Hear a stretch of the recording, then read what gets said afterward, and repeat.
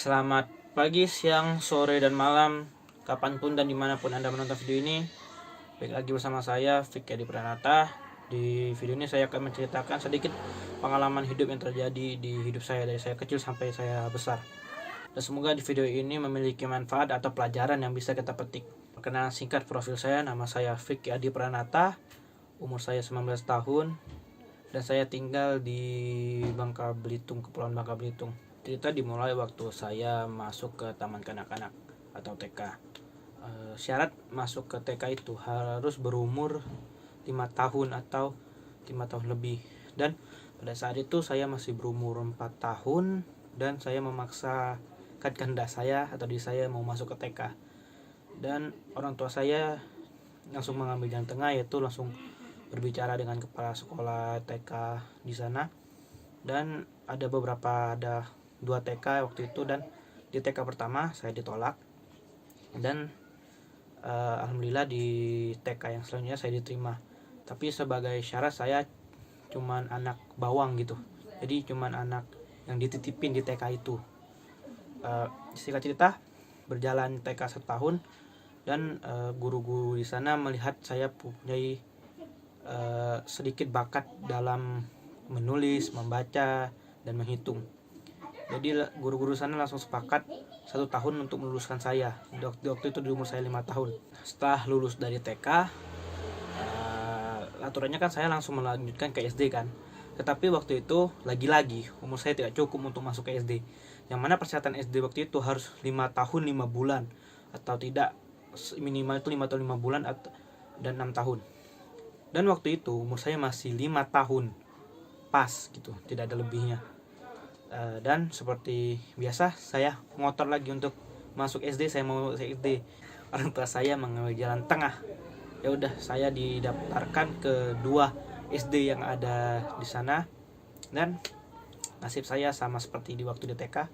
Saya ditolak di salah satunya, dan tidak tahu kenapa di satunya menerima saya seperti TK saya yang dulu, tapi tetap dengan syarat saya anak bawang.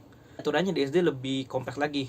Jika nanti saya di kelas 1 naik ke kelas 2, itu tidak apa-apa karena saya anak bawang. Waktu masuk ke pertengahan semester, nilai saya itu cukup memuaskan bagi guru-guru karena saya masuk ke 5 besar di kelas. Di ulangan semester, itu babak penentuannya. Pengujiannya lagi, saya bertahan di 5 besar tersebut. Dan dari kesepakatan wali kelas saya bersama guru lain, akhirnya saya dinaikkan karena mereka melihat potensi di diri saya.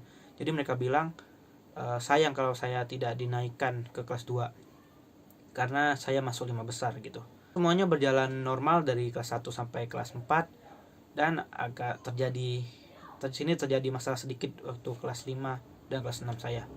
Dimana di kelas 5 itu saya mendapatkan perilaku yang tidak baik, atau saya mendapatkan pembulian dari teman-teman kelas saya, karena waktu itu saya memiliki kelainan kulit, yang dimana pori-pori kulit saya itu di tangan ini keluar dan membentuk seperti berbintik gitu. Jadi dulu saya sering dipanggil Vicky Bintik gitu. Jadi kayak secara verbal gitu pembuliannya, bukan secara fisik. Namun waktu bertambah kelasnya, waktu kelas 6, pembuliannya udah mengarah ke fisik gitu. Jadi untungnya saya orangnya cuma kayak kalau diejek saya ya udah biasa aja gitu. Saya nggak akan ngelawan karena saya tahu diri saya gitu siapa gitu. Saya nggak akan ngelawan, tapi masih ada bekas itu, masih ada waktu SD. Saya kelas 6 mau naik ke SMP, dan saya berharap waktu itu semoga pembulian tidak terjadi lagi di SMP terhadap saya. Dan di situ saya merubah sedikit sikap saya, yang mana dulu saya pendiam, jadi di SMP sedikit lebih kayak anak nakal gitu. Jadi saya bisa diterima di komunitas. Jadi saya tidak akan mengambil pembulian. Waktu masuk SMP, memang benar pembulian seperti yang saya lakukan tidak terjadi lagi pembulian. Karena tadi saya bilang sikap saya ubah sedikit. Jadi saya bergaul dengan anak-anak nakal waktu itu. Jadi saya tidak jadi dengan saya bergaul dengan mereka, saya memiliki tameng untuk tidak menjadi korban bully di sana. Berjalan di SMP selama 3 tahun, saya aktif di organisasi seperti PMR, dan saya membantu OSIS, tapi saya tidak terlibat OSIS, tapi saya sebagai pembantu OSIS. Dan saya aktif di ekstrakurikuler seperti voli, dan dulu saya pernah ikut renang. Semuanya berjalan dengan baik sampai saya kelas 3 dan waktu itu mau lulus, mau masuk SMA. Dan seperti yang diharapkan yang lainnya, waktu kita lulus SMP, kita mau ke SMA kan pasti teman-teman kita misah dari kita. Dan seperti yang orang lain harapkan, saya berharap bahwa teman-teman saya kita masih kontak gitu, masih keep in touch sama mereka gitu. Namun terjadi di sini menurut saya masalah sedikit besar terjadi yang mengubah hidup saya. Sekolah SMP sampai SMA itu ada dua, yaitu negeri dan swasta. Waktu di SMP saya itu negeri, dan waktu SMA itu saya tidak keterima di negeri dan saya masuk swasta. Tapi kebanyakan teman-teman saya waktu itu masuk yang negeri. Jadi saya agak minder gitu sama mereka gitu, mereka masuk negeri, saya masuk swasta. Berjalannya 1 tahun saya di SMA, saya mulai merasa ada yang janggal gitu, bahwa teman-teman saya seperti menjauhi saya. Waktu saya menegur mereka di jalan, mereka kayak nggak ngerespon saya.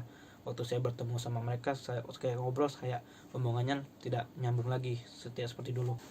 Dan waktu itu saya masih berpikir positif, mungkin ya mereka kayak masih adaptasi lah di SMA mereka gitu. Terus berjalan setengah tahun di SMA, keadaan menambah buruk saat saya merasa kayak mereka itu kayak melupakan saya gitu. Saya dilupakan dari zona pertemanan waktu SMP saya.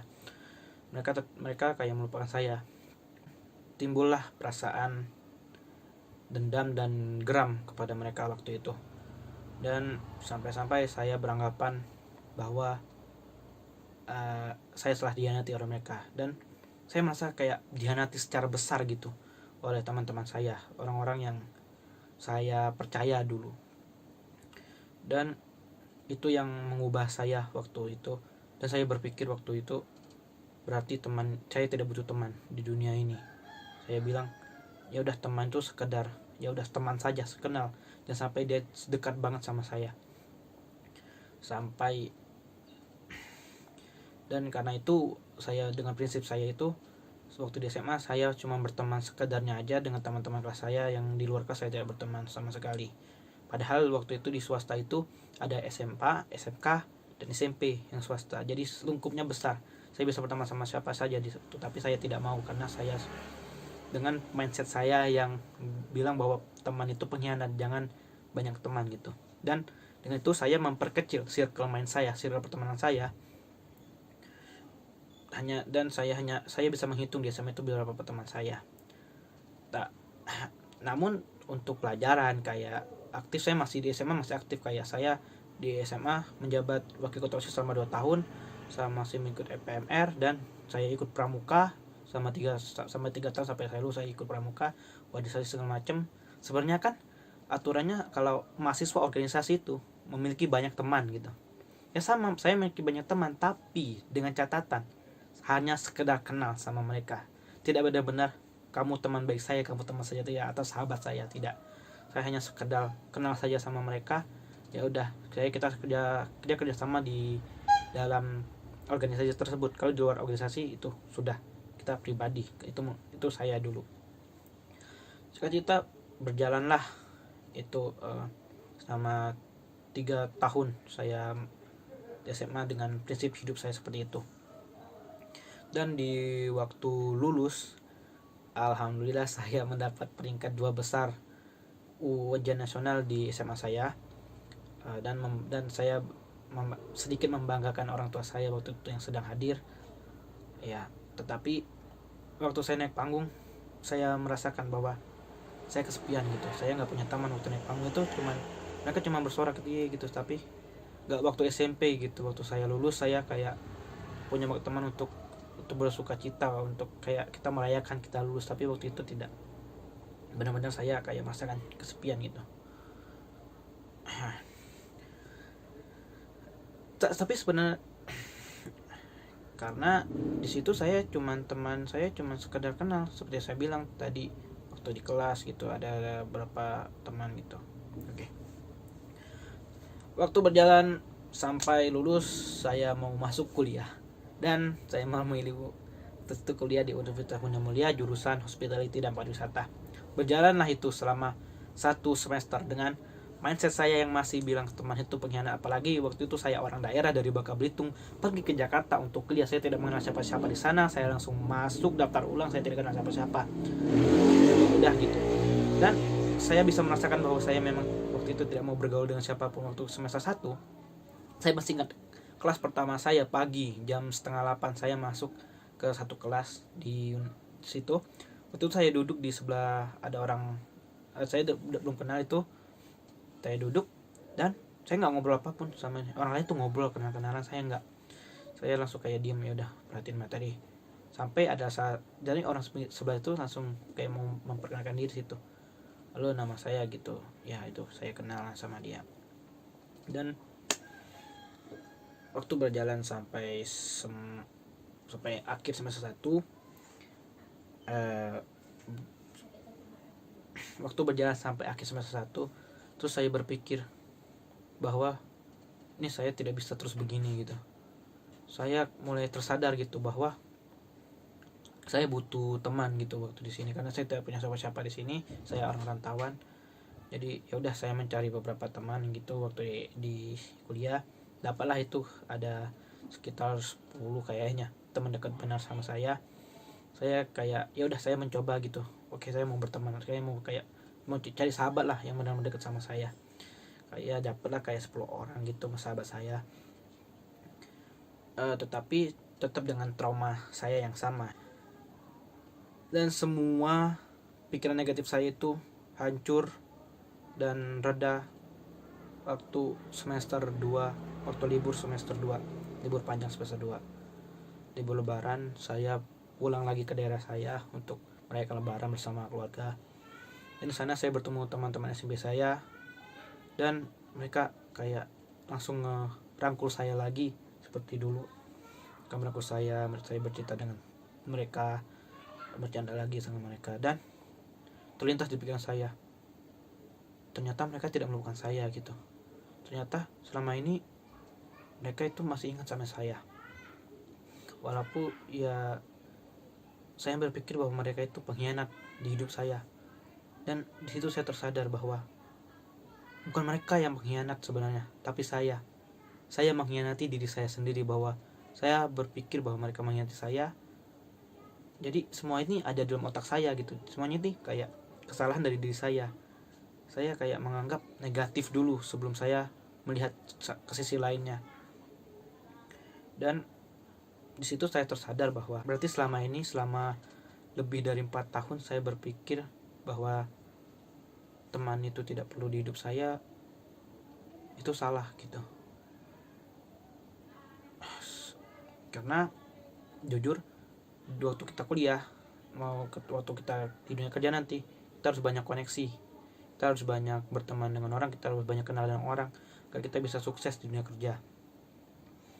Dan dari situ saya mulai terbukalah, kayak pikiran saya lagi lebih terbuka lagi, dan saya sadar akhirnya itu semua hanya di dalam pikiran saya yang mengkhianati diri saya sendiri, bukan teman saya. Semester 3 pikiran saya udah mulai berubah. Saya kayak udah mulai di kampus, udah mulai aktif lagi. Saya bukan mencari sih, kayak mau kenal lagi sama orang gitu, berkenalan lagi sama orang.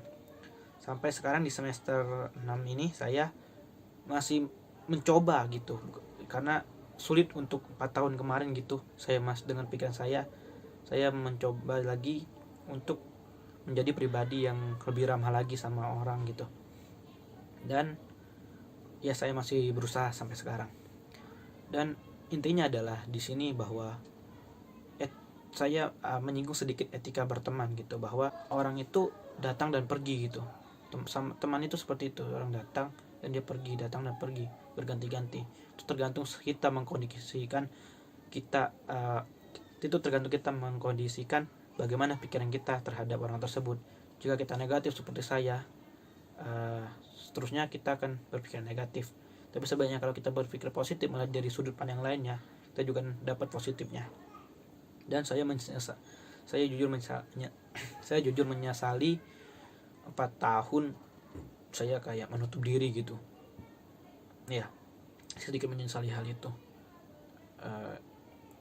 Mungkin dulu kalau saya tidak menutup diri 4 tahun kemarin, 4 tahun yang saya bisa, kalau bisa saya ulang, saya menjadi pribadi saya yang ramah terhadap orang. Karena itu sulit kalau kita untuk merubahnya sekarang. Contohnya saya masih mencoba untuk ramah ke setiap orang, tapi itu kayak tantangan bagi saya karena saya sudah terbiasa dengan itu selama 4 tahun. Tapi saya akan berusaha. Dan intinya adalah selalulah berpikir positif dulu dan negatif terhadap orang. Walaupun kayak pikiran negatif itu pasti ada, tapi tolong pikirkan positifnya juga. Jangan seperti saya yang menyesal kemudian hari gitu karena pikiran negatif saya. Dari pengalaman saya ini terdapat sedikit terdapat sedikit pelajaran yang bisa diambil, yaitu dan berpikiran negatif terhadap orang lain. Jujur, jangan, berpikirlah positif dahulu, karena hidup ini butuh positive vibe, bukan negative vibe. Dan mungkin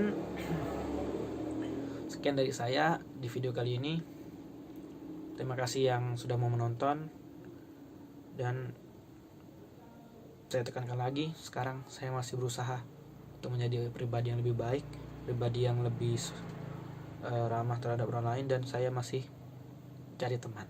Baik, sekian video dari saya Fikri Pranata. Sampai jumpa di video berikutnya. Stay fokus, stay healthy. Ciao.